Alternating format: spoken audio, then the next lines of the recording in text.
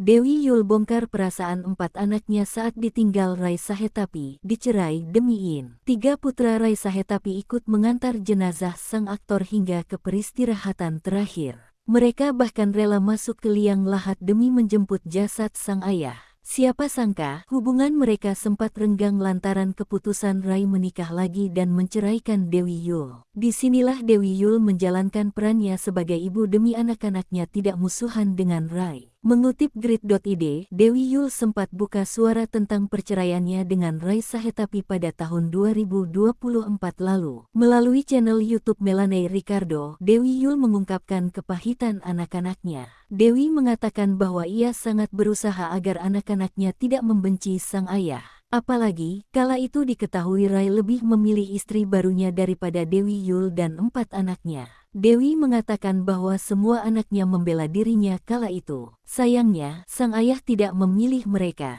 Menurutnya, ke-4 anaknya punya luka batin dan trauma. Luka itu masih membekas hingga kini. Dewi Yul bersikeras, anak-anaknya harus tetap menghormati sang ayah. Ia pun mengatakan bahwa anak-anaknya akan mendapatkan berkah jika melakukan hal tersebut. Ia mengingatkan ke-4 anaknya bahwa urusan mengampuni dan menghormati adalah urusan mereka dengan Tuhan, bukan dengan Rai Sahetapi. Usaha Dewi Yul itu membuahkan hasil. Melansir dari Kompas.com, anak-anak Dewi Yul dan menantunya lah yang mengurus Rai Sahetapi ketika sakit stroke pada tahun 2023 lalu hingga tiada.